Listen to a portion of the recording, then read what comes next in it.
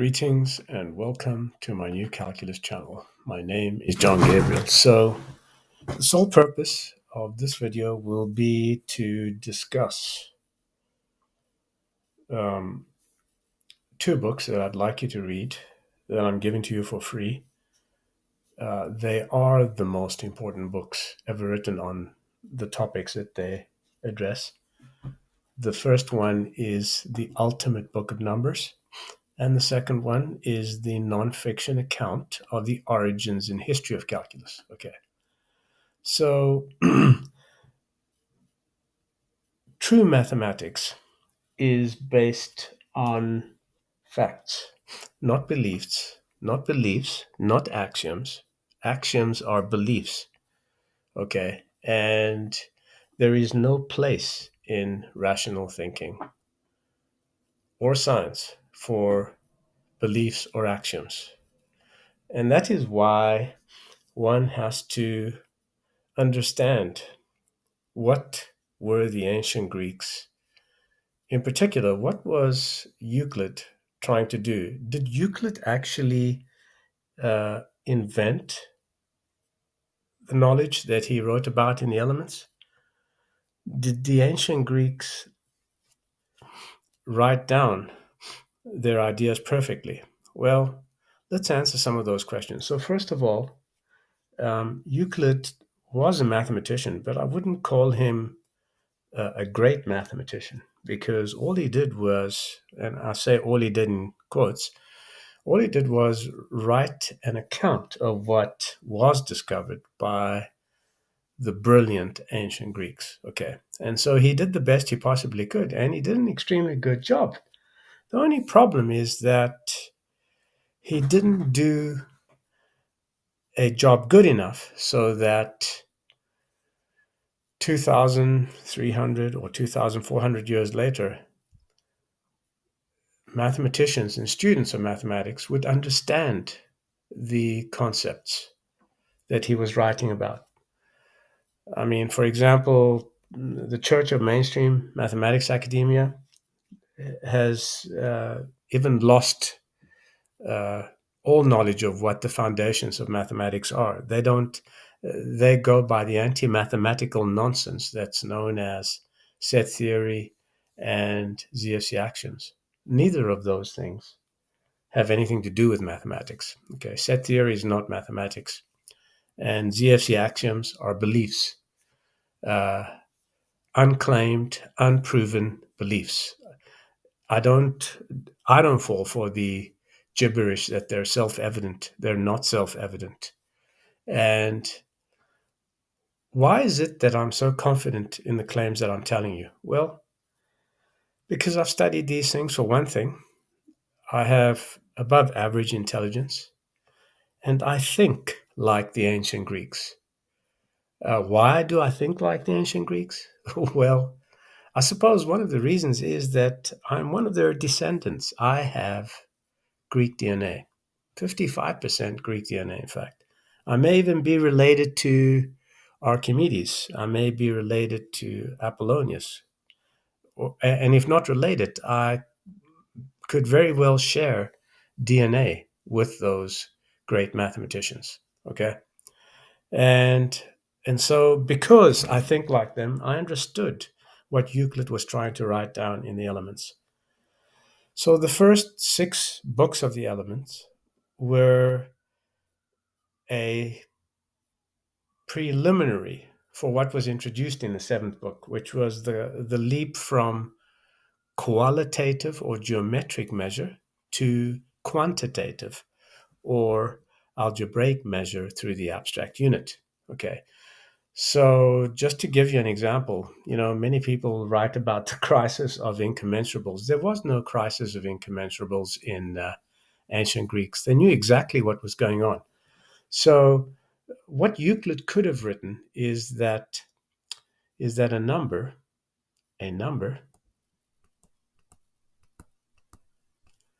is the measure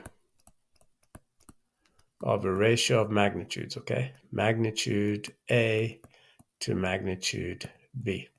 Now, if we're able to measure this ratio, it means that these two magnitudes can be measured by the same quantity, the same magnitude, right? Remember, I told you about the division algorithm in a previous video. I think it was either I think it was this one. Leonhard Euler was a bit of a dumbass. So go back to that video and watch that video and come back to what I'm telling you here. So number is in fact a measure of a ratio of magnitudes. A magnitude is not a number, it's just the concept or idea of size, dimension, or extent. Okay. So uh, after the period of classical Greece, a lot of mainstream academics attempted to understand the elements. All of them failed, except for one person. The person is I. I am the person who succeeded in explaining what was in the minds of the ancient Greeks and what Euclid was trying to tell you, and that he didn't write it down in the best possible way. But I succeeded, and I explain these details in the first book that I recommend, The Ultimate Book of Numbers. Okay, so you want to understand number, you want to understand the concept of number. This is the only book from which you can understand the concept of number. Every other book on number that has ever been written in the history of man is utter rubbish. It's a big claim, and I'm not asking you to believe me. I don't even care if you believe me. You shouldn't believe me. What you should do is attempt to prove that what I'm telling you is either true or false. Okay, and don't rely on mainstream uh, authority, because mainstream mathematics academia is nothing more than a cult. Okay, it's basically a religion nowadays. It doesn't care for logic, reason, or truth. It's based on the anti-mathematical nonsense and foundations which have nothing to do with mathematics. But I dispel all these falsehoods, and I explain these things to you in the first book that I recommend, which is the Ultimate Book of Numbers. Okay, and so there was no crisis in measuring incommensurables. So, for example, if we said measure of circle circumference to diameter, of circle circumference by diameter, there is no number that describes the measure. Okay. Oh, you'll think, oh, what about pi? No, no, no, no.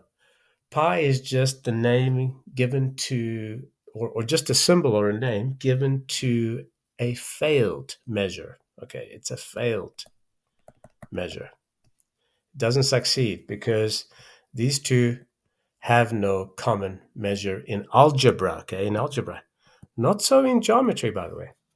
In geometry, you could, for example, have a line that represents the circle circumference, have another line here that represents the diameter, have another line here that represents the diameter.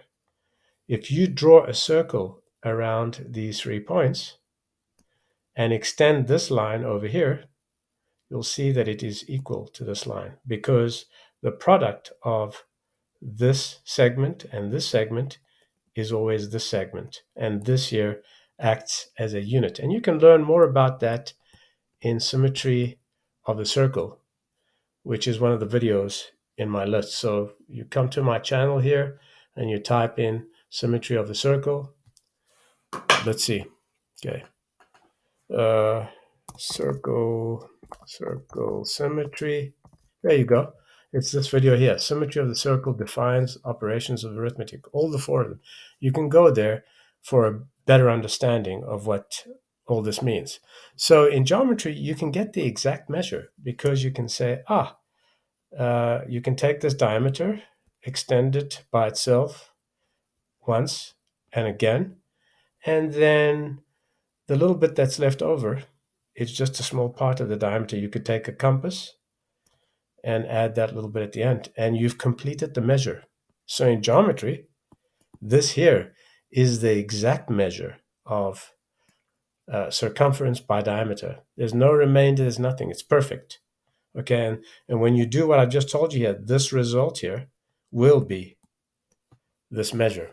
Okay, now in algebra, you can't do that because in algebra, you use what's called an abstract unit. Okay, so I don't want to talk anymore about that. Now I want to move on to my second most important uh, book, which is the nonfiction account of the origins and history of calculus. So in this book, I give you the undiluted truth about calculus and how I solved the slope and area problem, not Newton or Leibniz or any of the other fools who came after them and before me. They all failed, but I succeeded. And the only way you'll know is if you study this book called The Nonfiction Origins and History of Calculus. Okay. There's no other way to understand. So these two books are available to you for free. I recommend that you download them and study them as if your mathematical future depends on these two books, because it does. You just don't know it. In several decades from now, when I'm probably not even around anymore, I'll probably not even be around, who knows, for the next decade, because I am getting old. But in any case, people are going to be talking about these books, and I'm going to be remembered. Okay. And the things I'm telling you now are going to be talked about. And people are going to acknowledge that I was right. And in fact, that I gave you a clear view into the minds of the most brilliant people in the history of humans, the ancient Greeks. Okay. I have opened up that avenue. Nobody else has. Nobody else even has anywhere close to my understanding. Nobody else on this planet knows what I know about the foundations of mathematics, the true foundations, and the facts of calculus. So these seem like extravagant claims and what have you, but they're not just backed up by a little piece of evidence. They're backed up by a lot of evidence. Okay, so your job is to download these two books and examine the evidence. I give you all the evidence. Very well, then. I think I've talked enough. If you're not already a subscriber, become one. Also, become a follower on this channel, this academia channel. I'll place a link in the details section. And if you have any questions, ask them one at a time in the comment section. And of course, tell your friends about this channel, about the YouTube channel. And you're welcome to join our Discord channel. You have to take a little test of 10 questions, which consist of multiple choice questions and some true and false questions. And if you pass with full marks, you can join our Discord. That is meant to discourage mainstream mathematical cranks from trying to disrupt our Discord and to place obstacles in the way of this great work, which is the new mathematics. Okay. So if you want to be a part of it, these are the first two textbooks that you need to study: the ultimate book of numbers and the non-fictional origins and history of calculus. I'm John Gabriel, and this is the New Calculus channel. Till next time, goodbye.